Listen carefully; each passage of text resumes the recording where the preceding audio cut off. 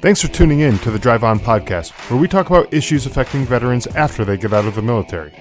Before we get started, I'd like to ask a favor. If you haven't done so already, please rate and review the show on Apple Podcasts.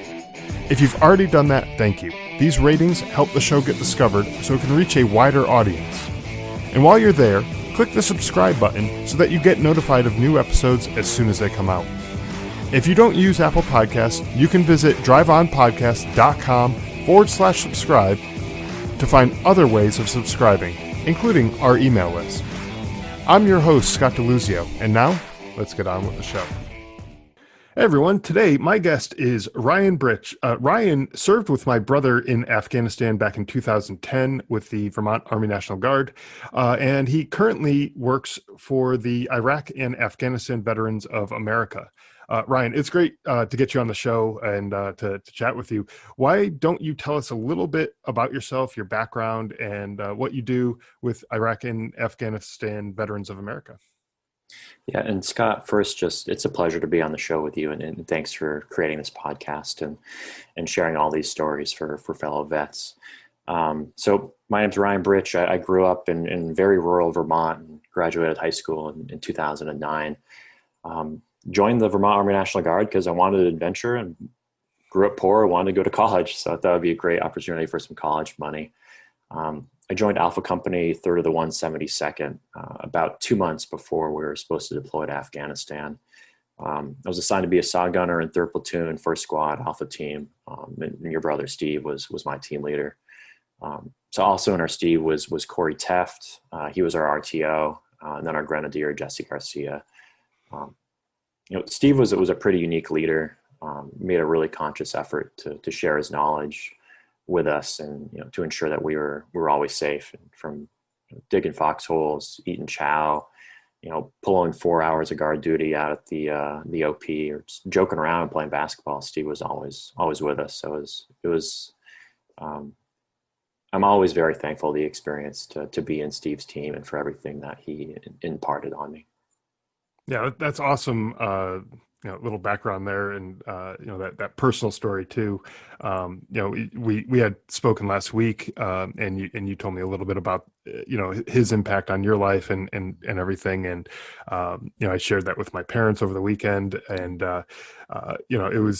it's good to hear those types of stories, and who he was and who he's impacted, throughout his life. Because, as people grow up and they become adults and they move on their own path, you don't always know all of their friends and everything like that. And so it's cool to hear these stories from people who knew him. And that was one of the probably more selfish reasons why I wanted to have you on the show and talk with you, even though we talked the other day, a little bit. But one of the reasons, there are a few reasons why I wanted to have you on the podcast, but one of them is that, when we spoke last week, you told me about some of the therapy treatment situation that you went through after getting back, the prolonged exposure therapy.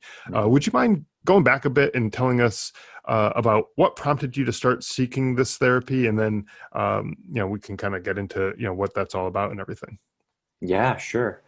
So I think I'd backtrack a little bit first and really just highlight how the war impacted me. And I think my deployment to Afghanistan left a profound impact on me, and not necessarily the combat and the post-traumatic stress and the moral injury, but I think the men that I was exposed to, and I'll use that terminology because this is back in 2009. Women weren't allowed to be in combat arms. I never had the chance to serve with women, so I'm sure there's some great female leaders out there in the Army, but I just never got to serve with them. So I'll talk about the men that I served with, and particularly the Green Mountain Boys. And they were a bunch of troublemakers, and at the same time they were intelligent, humble, and composed professionals.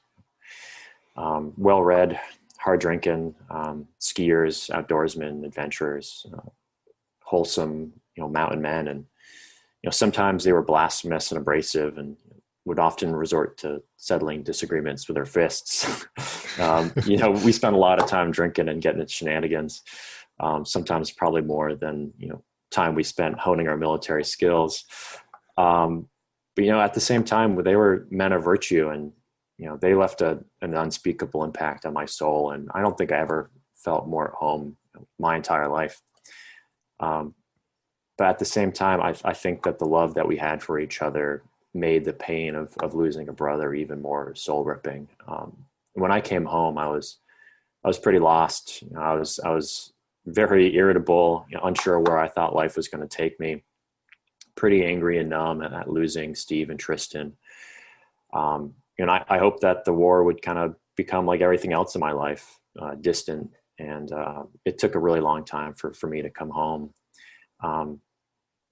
I think PE was definitely one of the right steps for me. So I had done a pretty good job of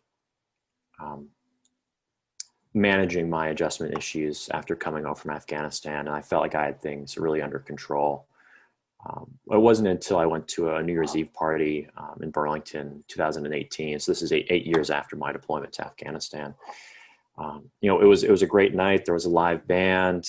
There was, people were celebrating. We had a few drinks. I'm a big gin and tonic guy, so I had a few gin and tonics. And at midnight, the balloons came down. People were cheering. People were kissing. I felt like I was on cloud nine. And then a couple seconds later, after the balloons came down, people started popping the balloons, and that was the trigger to what I now know was a flashback. And I don't know if you ever have experienced one yourself, but it's a pretty horrifying experience. Right. Like all of a sudden I had this wave of all these unwelcome memories just like come rushing into me. And it felt like as if I was in combat again. Like, that feeling when the valley you're patrolling in just erupts in fire, and my mind was telling me to seek cover. But at the same time, like I knew that I wasn't in combat. I knew I was at this venue at a New Year's Eve, celebration. So I felt very helpless. Like there was nothing I could do. Mm-hmm. So here I am at this venue, just hysterically and uncontrollably sobbing and bawling my eyes out. But luckily my best friend and my ex knew what was going on, and they got me outside into a cab, and they got me home. And the next morning she was like, you know what, you need to go get treatment. Yeah. And there are so many different things that are triggers. And I think we talked a little bit about this last week, but everything from sounds to smells to, feeling, other senses, they all are really closely tied to your memories. I think I told you the story last week of my wife was cutting some peppers in the kitchen, and just the smell of it brought me back to my grandfather's garden when I was a kid, and that was a good, pleasant memory. Like it was a fun time, it was a happy time. Things were good, but it brought me back there, and I was like, keep chopping those things, because that's a good thing.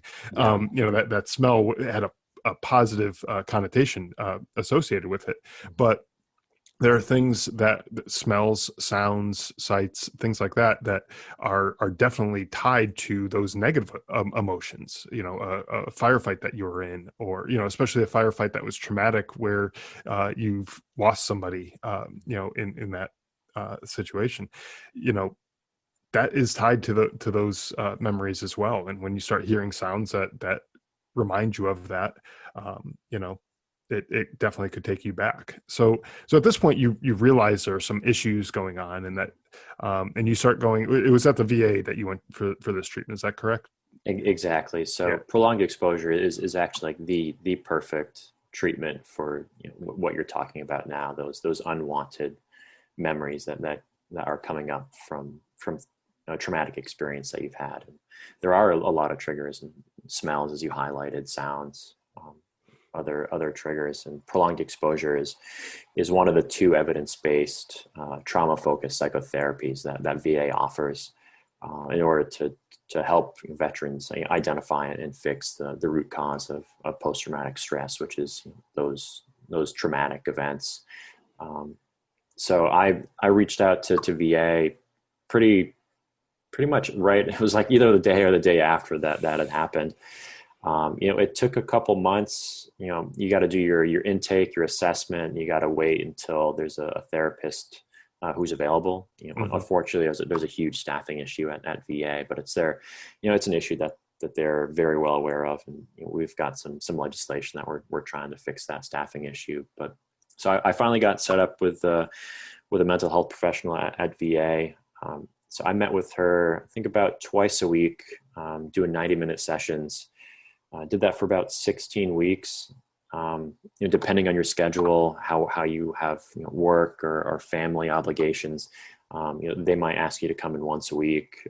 Might schedule you for a longer or shorter period of therapy. And so you and your therapist will go over like your specific goals, your specific experiences, and topics that you're going to cover for over each session. It's a very laid out process, and you know what you're going to be getting into.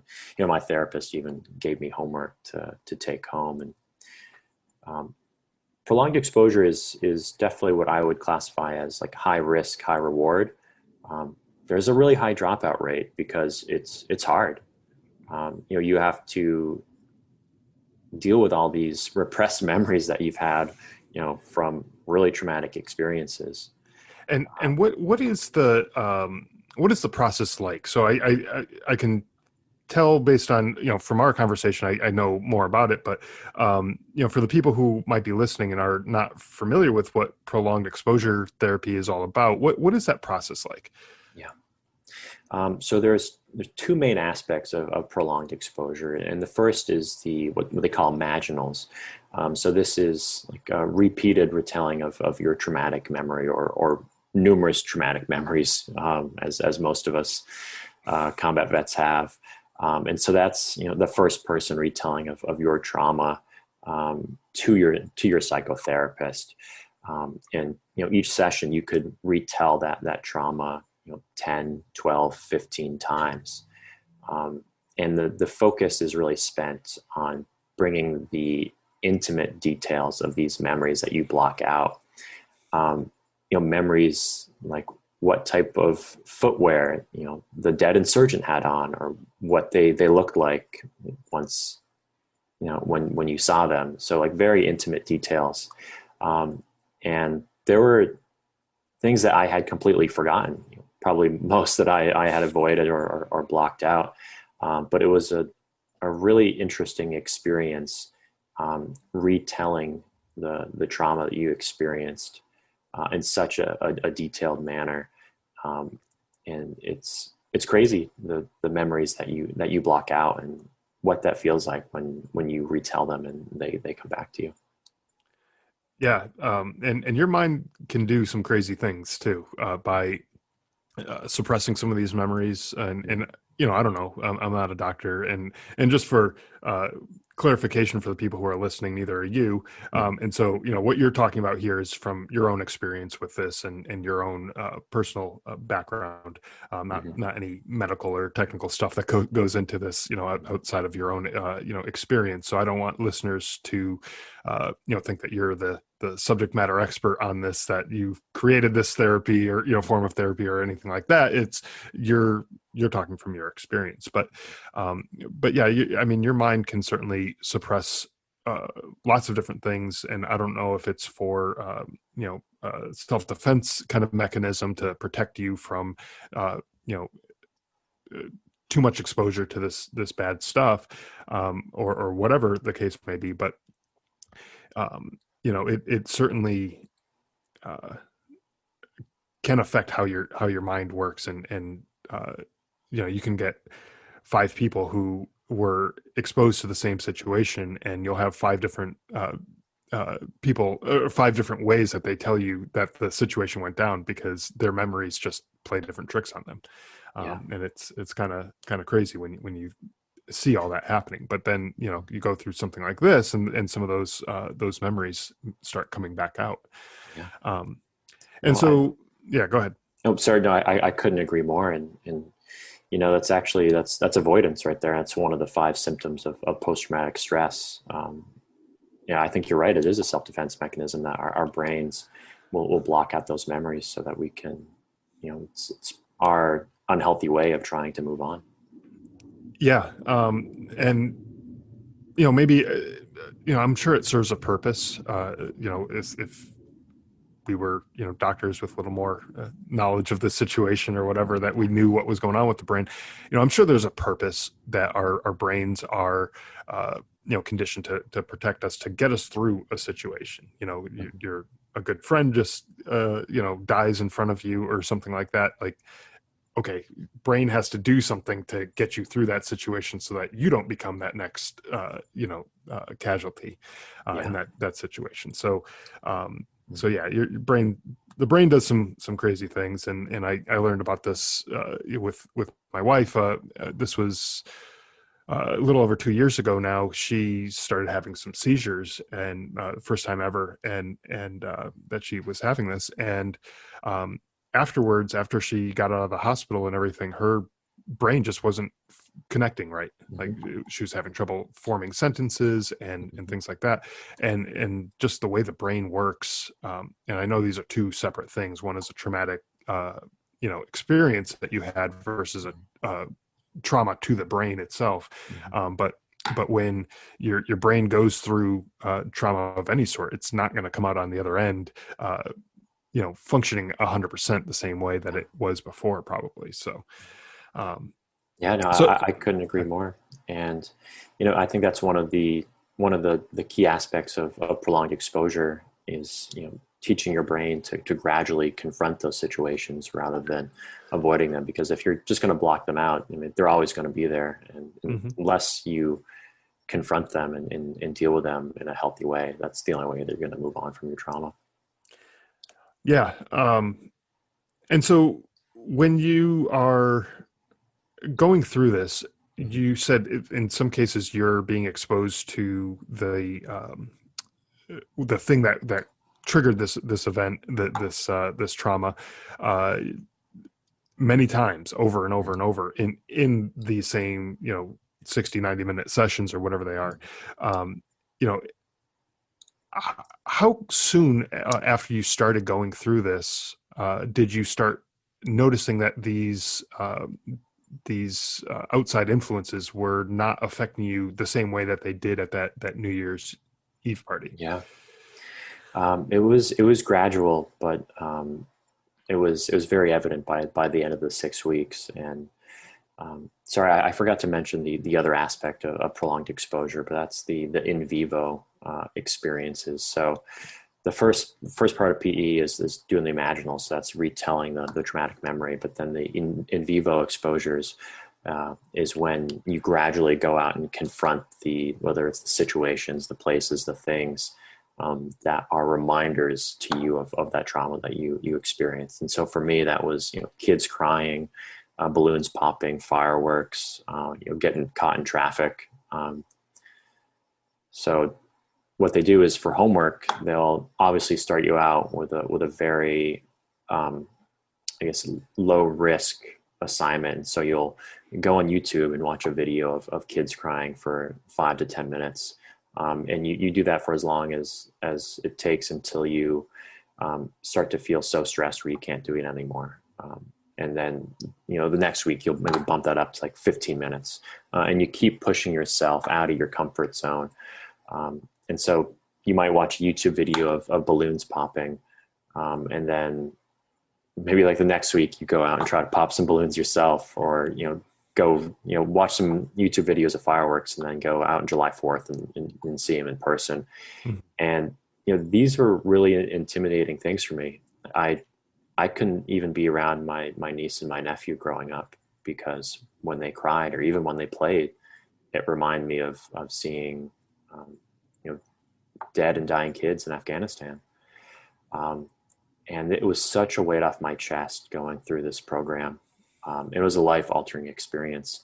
I can go out on July 4th now. Like, I used to have to either lock myself up in a basement or go camping in the middle of nowhere on July 4th so I could get away from fireworks. And now I'm able to spend time with my family. So it's a really amazing experience. You might be familiar with the CAP scale. So that's how I believe it's the clinician administered PTSD scale. So it's how your mental health professional at VA will measure your PTSD. Before I started treatment, I was in the 80s. And so that's a severe rating for post-traumatic stress. by the end of the 16 weeks, it was down to single digits. That's nearly undetectable. So for me, it was just a life-changing experience, and one I'm very thankful for. Yeah, and it sounds like it.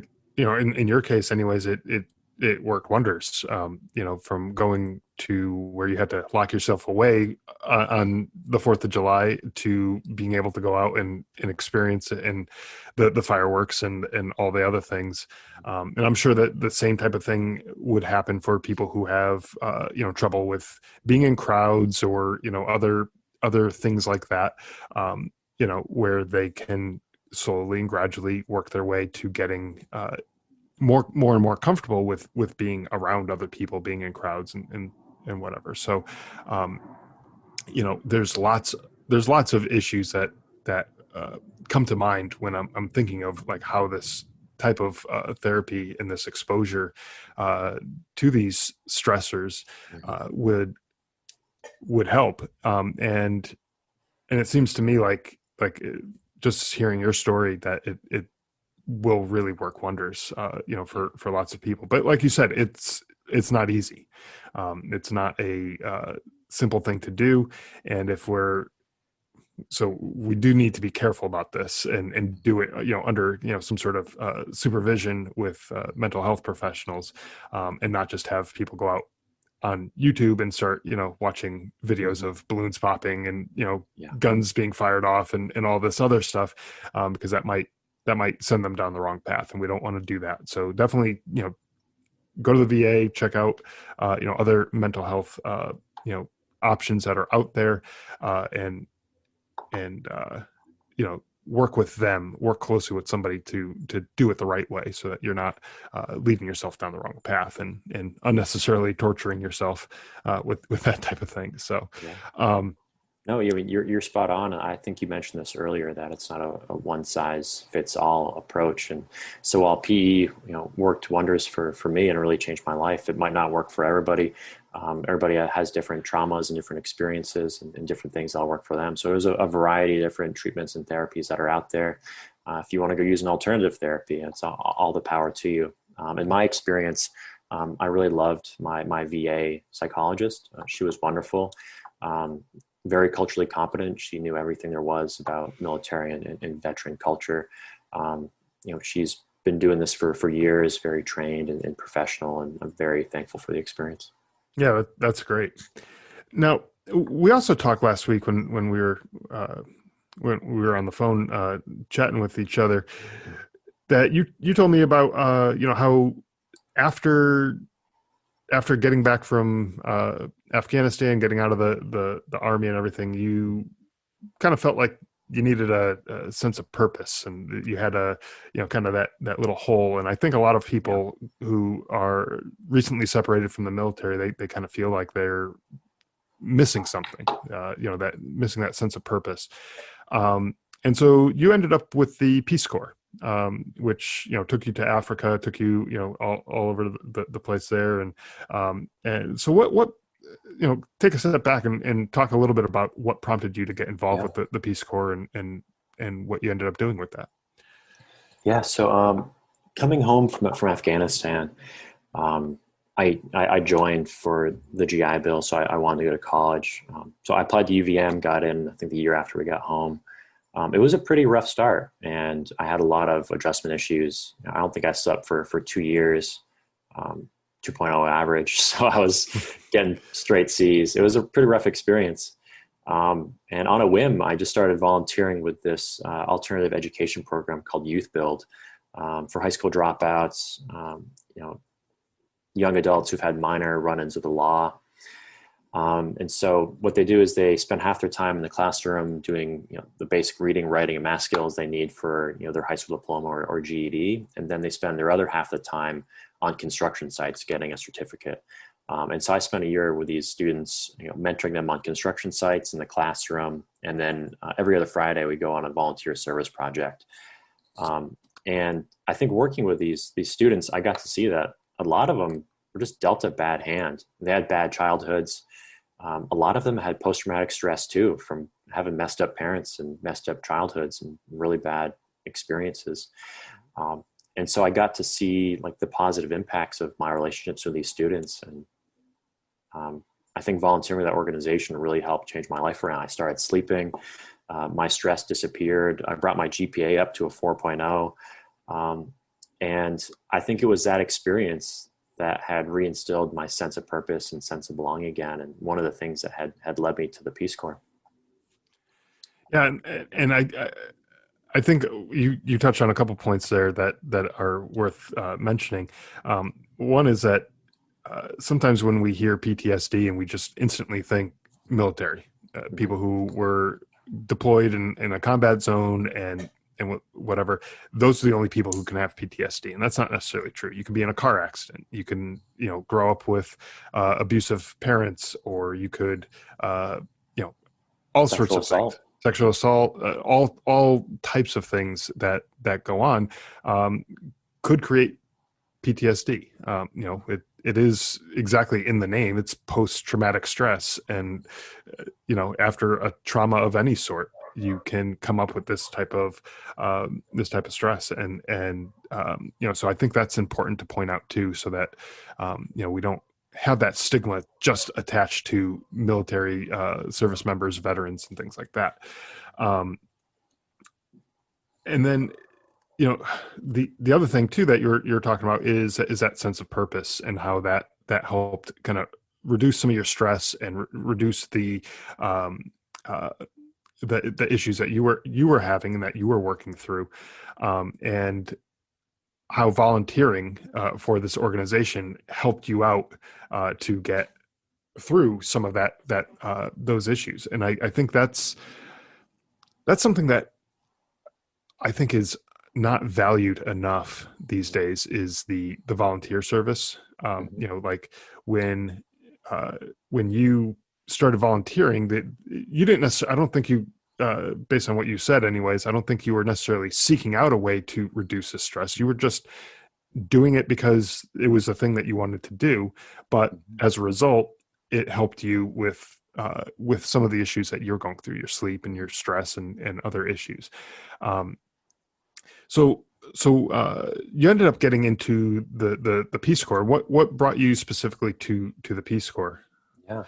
No, you hit it right on the head there. So I was pretty naive to the idea of help yourself by helping others. And to be honest, my first 6 months of the organization was part of an internship for college credit. And it started out with me just wanting to get some work experience, and I really found out the benefits of volunteering and spending time with the students.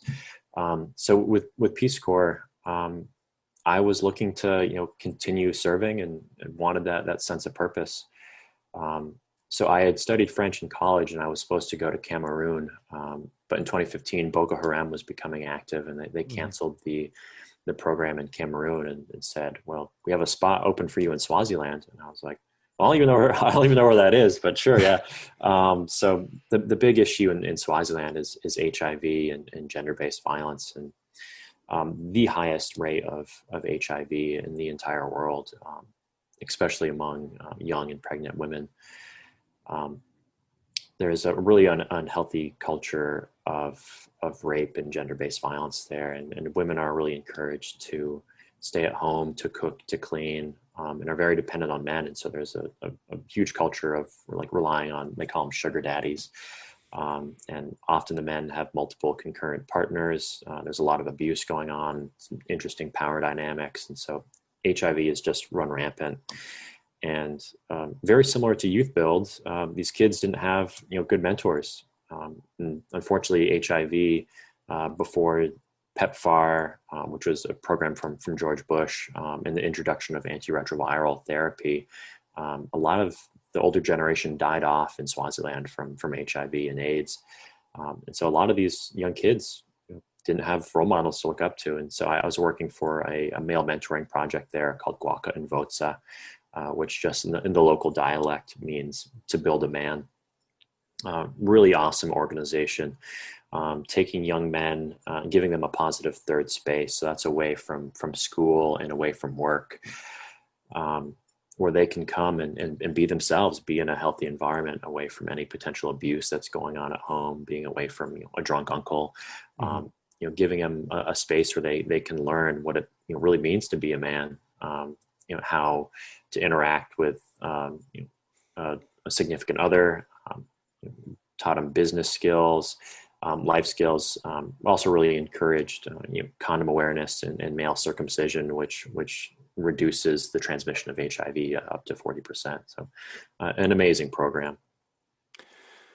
Yeah, and that's great. And you still found a way to serve, even after the military through this. And I think that's great too. So, I applaud you for that. And I think the people who are coming out of the military finding a hard time trying to get that sense of purpose and that meaning, and still want to serve and give back to other people, this is another option that sometimes might get overlooked, by some people. So yeah.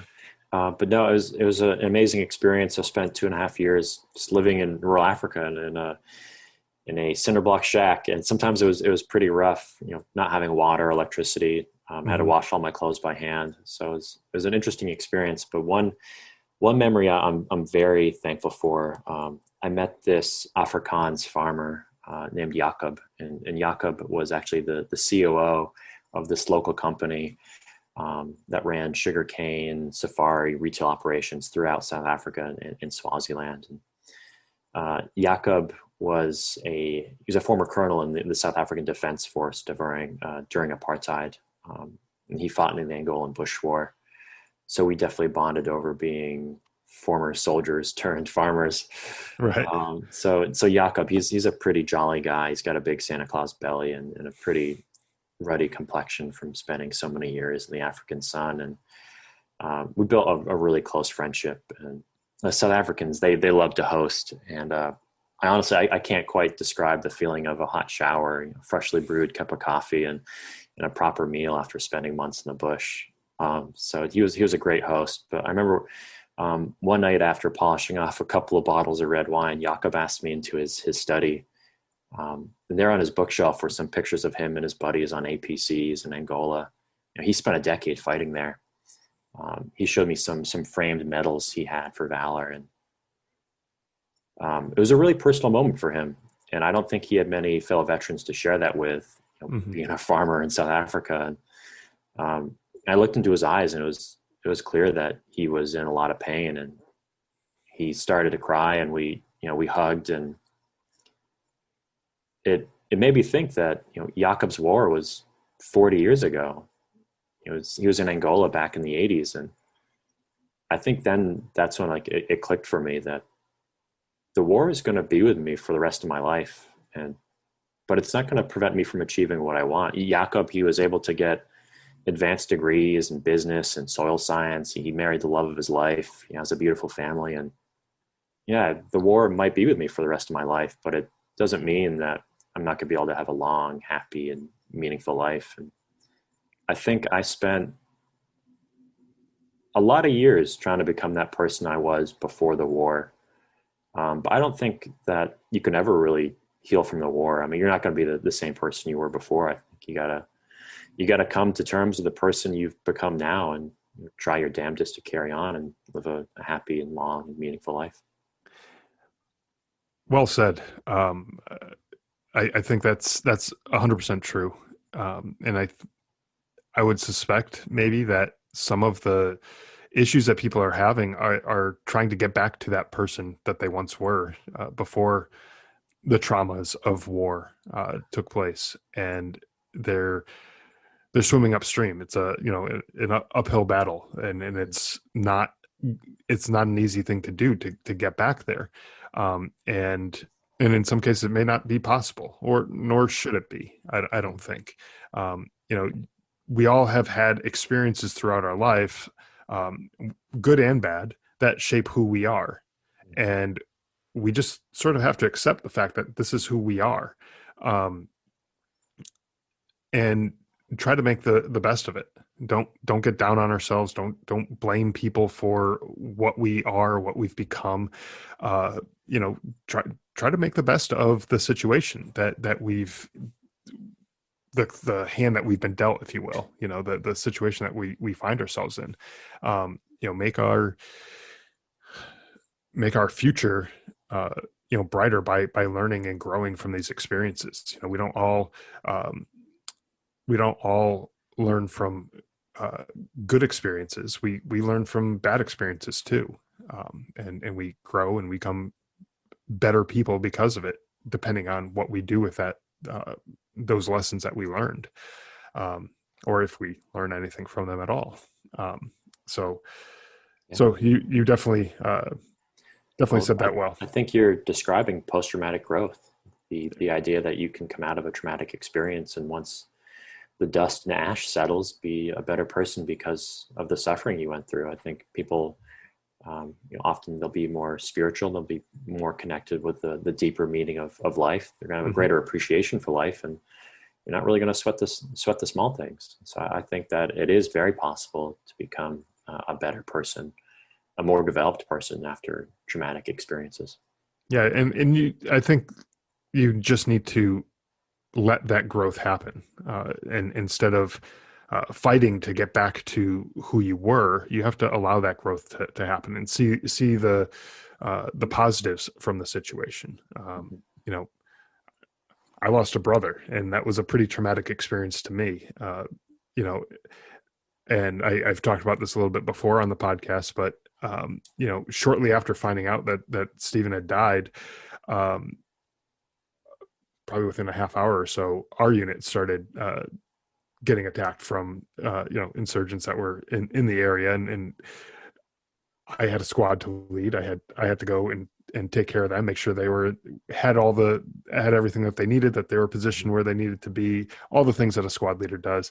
And I had to drop my emotional baggage, on that hill and leave it there and go take care of my guys, because I don't know if I would have been able to forgive myself if I let my emotions overtake me and something happened to them because I wasn't fully there.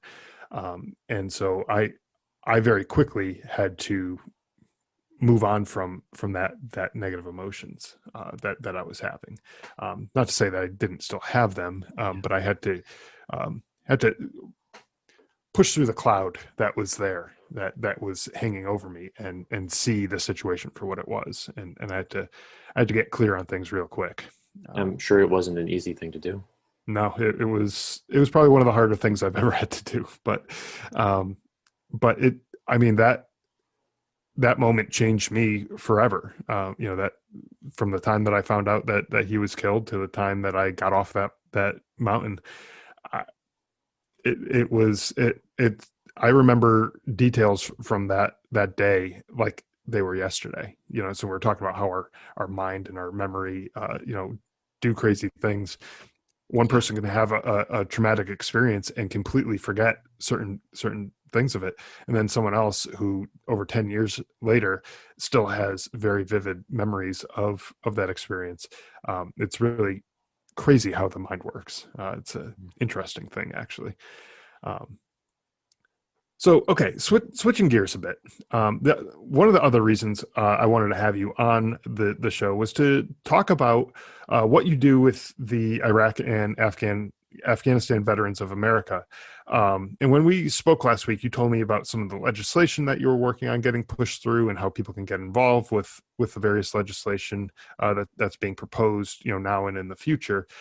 So could you tell us a little bit about, all the things that you do and how people can get involved? Yeah. So 2015, we lost the mortarman in our platoon to suicide, Joshua Pilata.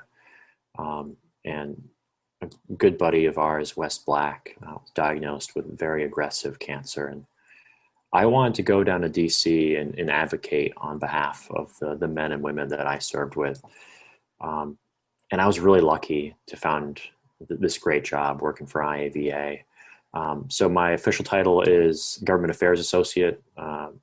What I do is I research a variety of different issues that are affecting post 9/11 veterans, and we go up to the Hill and advocate for the health care and benefits that the post 9/11 veterans need.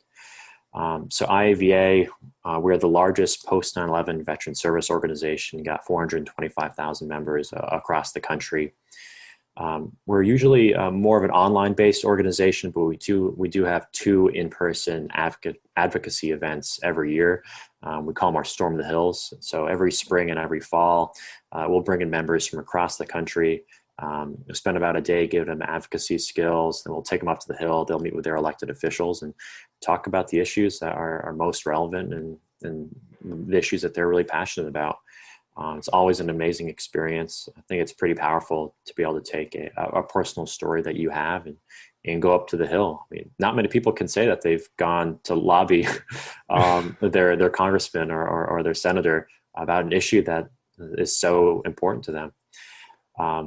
So beyond the advocacy, IVA, we also have a 24-hour resource referral and peer support line called Quick Reaction Force.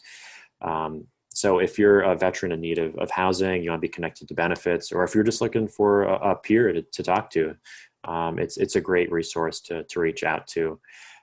Everybody who works for the Quick Reaction Force is a fellow veteran. All of them are certified counselors. They know, exactly what you're going through. So if anybody's in need of talking to one of our QRF specialists, they can be reached at 855-91-RAPID. You can also check them out on our website as well if you're looking to talk to somebody later. It's a great resource for vets, and definitely always there for you if you're needing any assistance. Yeah, and I will have a link to the IAVA website, and also to the Quick Reaction Force, some information about that. I'll have links to that all in the show notes for this episode, but I'll also have it up on the veteran resource page that I have on the Drive On podcast website, where you can go and check that out. So if you are not sure about it and you don't want to just pick up the phone and call, you want to find out more information about it, there's a link going to be there that you can go and check that out, and you can see if it's the right thing for you, and as well as plenty of other resources that are out there. So ultimately I want to help get people in touch with the right resources. So whether this is the right one for you or not, is up for you to decide, but it's definitely going to be an option that's on our website with the resources. And you spoke about Wes Black, earlier. I had him on the show last year. It was around this time last year, the time that we're recording anyways. By the time this episode comes out, it'll be a few months later, but so he served with you in Afghanistan, and his message was really inspiring, talking about the burn pit exposure that he went through, and actually so inspiring that I look back at some of the stats, the downloads and episodes, and of the 2 episodes that I did with Wes last year, those are the two of the most listened to episodes that I've ever had on this show. So many people resonated with it. They really liked his message and how positive he was. He's really a great guy, has a really great message. So for anyone who wants to go back and listen to those episodes, those are episodes 13 and 14. You can go back to look for those. And then you mentioned Josh Pallotta. I had his mom on the show a few weeks later, and she talked about the issues that he was going through after getting home, and how unfortunately he ultimately took his life, and that was a hard episode to listen to, the struggles that not only he was going through, but also, what she's going through after the fact, after losing her son, that in that manner, and so really lots of traumatic things have come out of war, and a lot of times, we just think of war as, the traumas that are involved with war as the combat, the shooting, the grenades, the missiles, the bombs, the whatever, as those things are pretty traumatic because they're high impact, and they literally can blow up in your face, in a moment's notice. But there's these slower ticking time bombs, if you will, that are that also have a big impact, and not just on the soldiers who are on the battlefield, but on their families uh, and their communities and their friends and everything else. Wes, with the cancer that he's fighting, this is now 10 years later that he's struggling with this and going through all of this, and it's a terrible experience to have to be going through. But if you go back and listen to that episode, the positivity just is oozing out of this guy. It's crazy, to be given this kind of diagnosis, this cancer, diagnosis that is not a good outcome expected for him. But he's still probably top 10 positive people that I've ever met in my entire life. I'd say number one. Yeah. Wes is a pretty rare guy. And I was speaking earlier about the men I was exposed to in Alpha Company and how they were just men of virtue.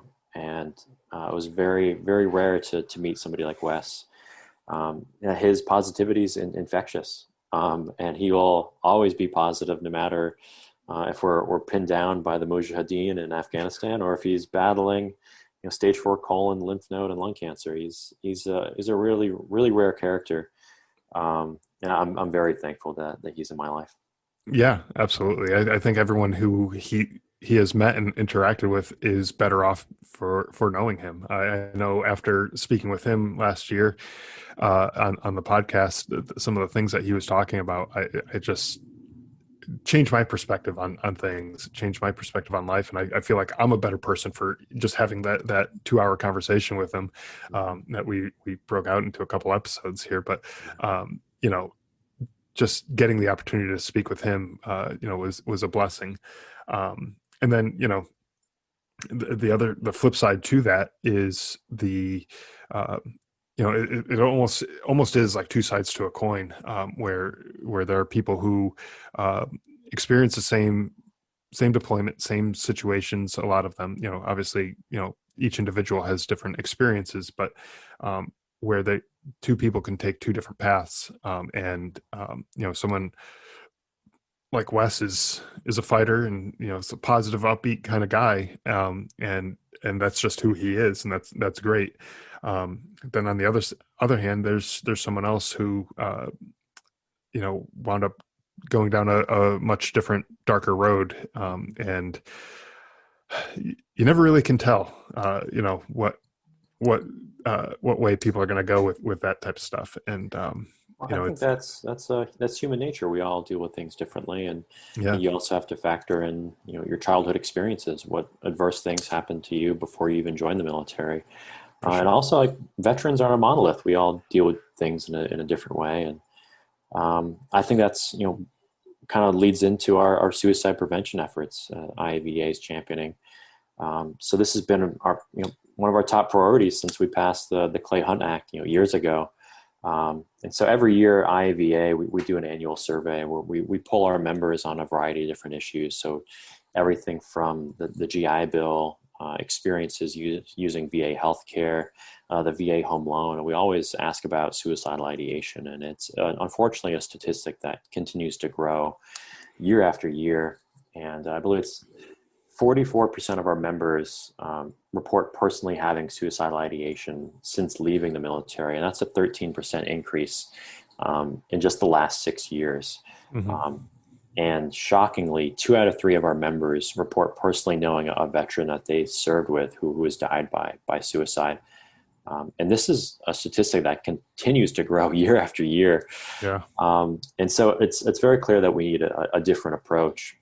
So IAVA, we worked very closely with Senator Tester and Senator Moran on the Commander John Scott Hannon Act. And Commander Hannon, he was a Navy SEAL who, after he got out, he moved back home to Montana and was really active in veterans' mental health initiatives up there, and unfortunately lost his battle to suicide a few years ago.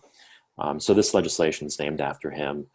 I guess the main provision of the legislation is that it would establish a community grant program, very similar to the VA Housing Initiative, SSVF, so it's supportive services for veterans and their families. A really powerful program completely eliminated veteran homelessness. VA calls it a functional zero. So veteran homelessness, it still exists, but it's essentially very, very close to being eliminated. I'm sure you've heard the statistic that 20 veterans die by suicide every year. Every day. Mhm. And 14 of those veterans aren't even in VA care.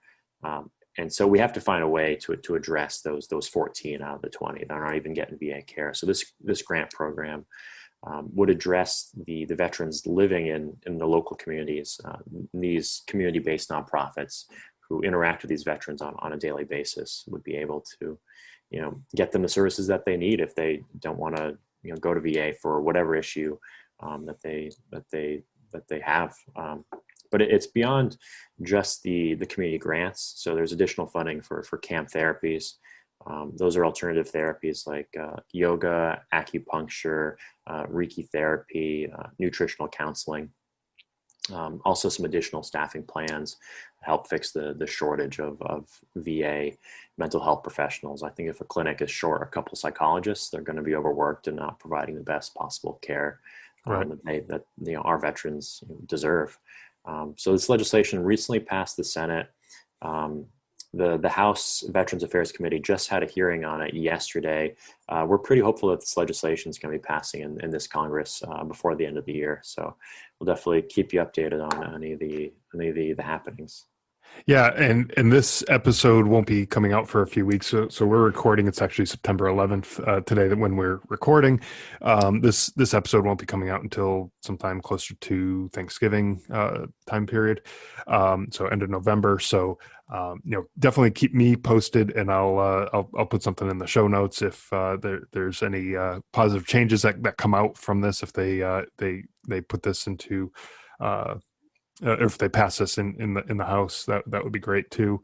And then obviously we all know the steps of all this. So there's obviously one more step to go through there to get the president's signature on that bill to make it official, make it law.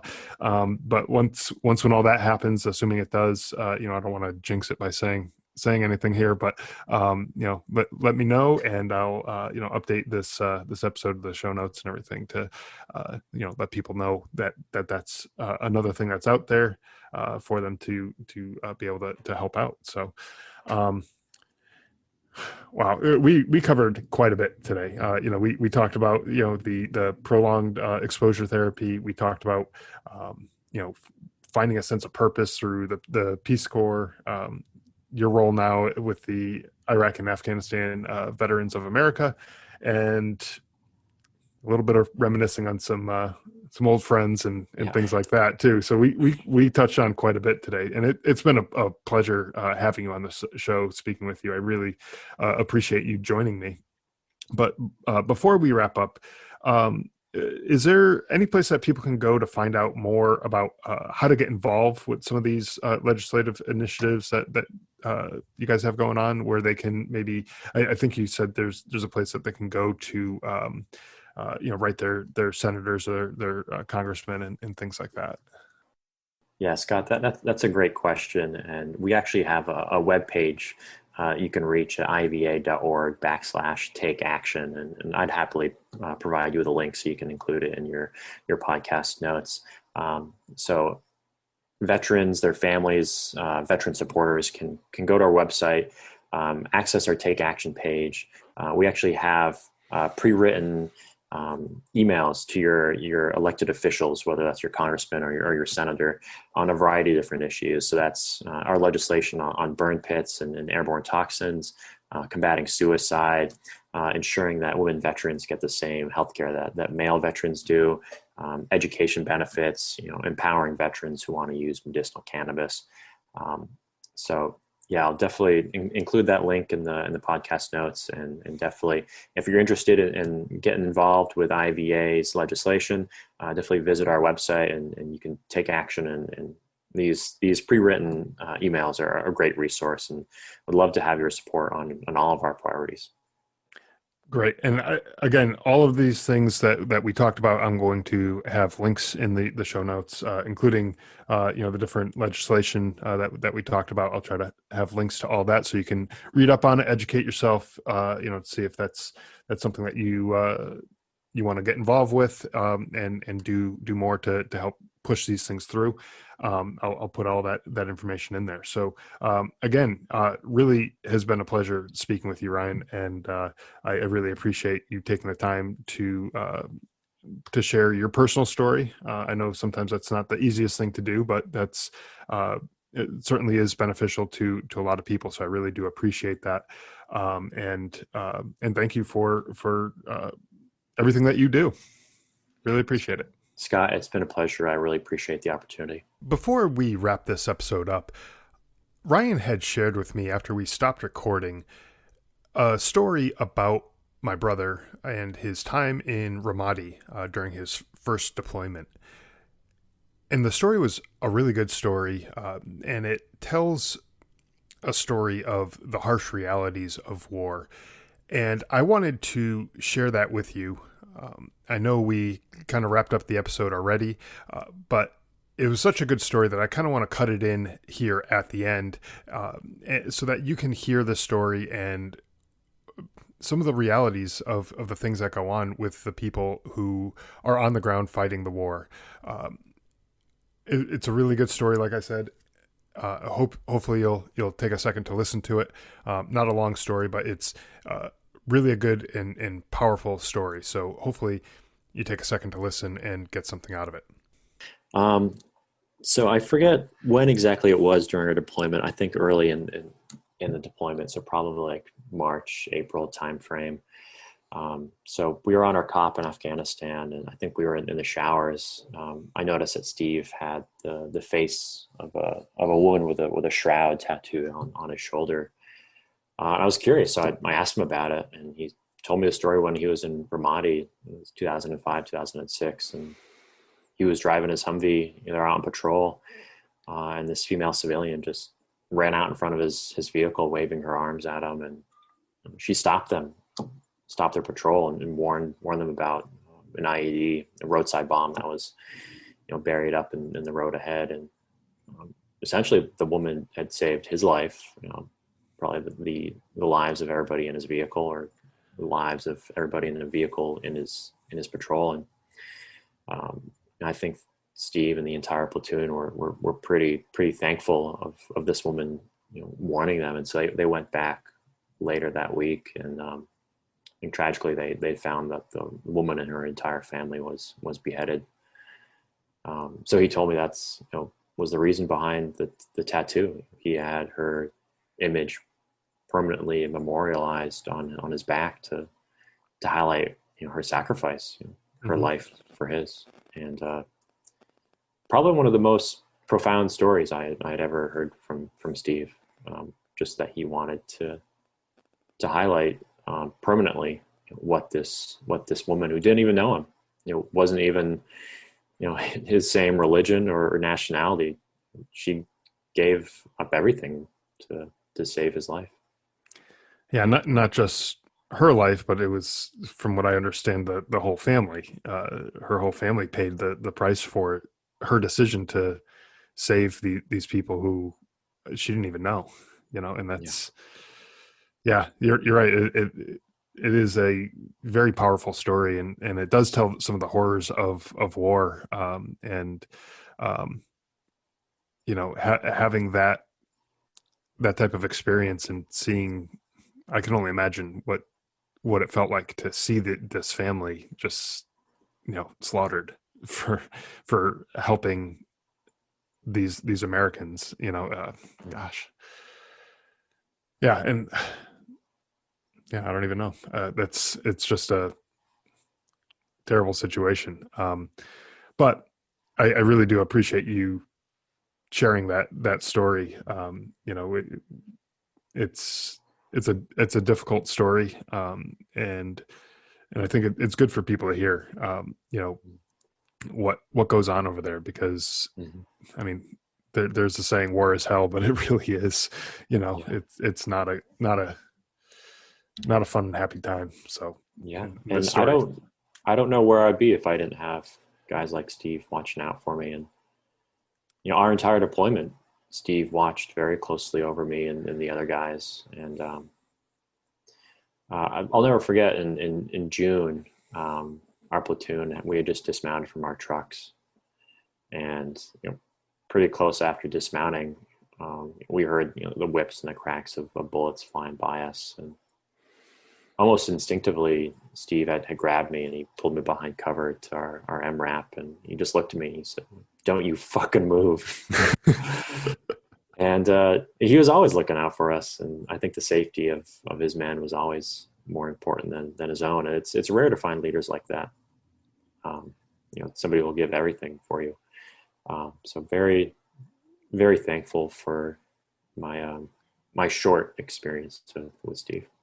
I think that comes from his years and years of playing hockey, where he was sort of the enforcer on the ice. He consistently had the most penalty minutes, and he'd be the guy who knocked people off their feet, and he was just there to make sure he was a defenseman. He was making sure his goalie was protected, and his teammates were protected and things like that. He was a bruiser. Mm-hmm. He definitely could throw his weight around it. Not that he was a huge guy. He wasn't the biggest guy out there, but he knew how to use his weight and knew how to throw it around. So, yeah. Well, much bigger than I was. I think I was probably 140 pounds soaking wet back then. Yeah. Well, he bulked up during that deployment and leading up to it. He definitely bulked up, but he wasn't always that big. Being his big brother, I remember him as a little runt, and so I can pick on him for that. Yeah. And I think that's one of the reasons I looked up to Steve the most, is because he was the skinny young guy on his deployment to Iraq. And I think I really looked up to him because he could empathize with me and, where I was in the platoon. I was, I just turned 19.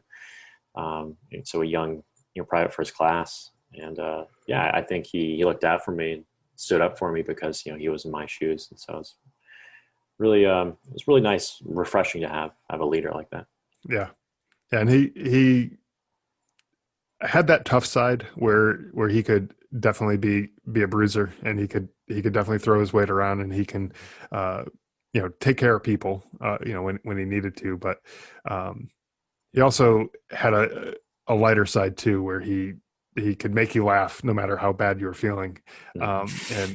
And I just know from my experience, I know that's just how he was. It wasn't just like a family thing where he just would do it with us, but he would do it, with other friends and family and stuff like that.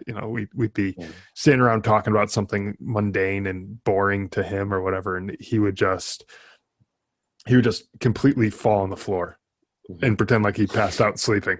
And he would just get everyone cracking up because he was like, "I'm done with this conversation. I'm out." And he would just fall on the floor. Yeah. It didn't matter, like a tile floor, hardwood floor. It didn't matter what it was. It didn't have to be like a soft padded carpeted floor or anything. He would just plop right down, and everyone would just be cracking up because we knew Steve was done. He didn't want to talk about this stupid thing anymore. Yeah, no, he was always pulling pranks, and I think it was really refreshing. And I don't know if you ever read any Vonnegut. Like Slaughterhouse-Five or Catch-22. So it's like this dark humor. I've really only found from like those World War II American authors. I think it's a pretty rare perspective to have after going through like really traumatic experiences. So Vonnegut, he was an Army infantry guy, got captured, was a prisoner in Dresden when it got bombed. And so he used this black satire as a way to cope from the war. And I think that was something very helpful for our deployment, was Steve always there, pulling pranks and cracking jokes, especially in the darkest of moments. Yeah. We could be on an OP getting snowed on and he'd be cracking jokes and smiling. So I think sometimes that's the best way to process, something really awful is being able to find the humor in anything. Yeah, for sure. Yeah, he definitely had the, that great sense of humor and could really sometimes he would use it and it would get annoying, but he definitely knew how to get people, how to push their buttons and get them to laugh. That's what a younger brother is good for. Yeah, well, for sure. Yeah. All right, Scott, I really enjoyed this. Yeah, I really appreciate you sharing that story as well as well as all the other stories that we talked about today. So I really appreciate it.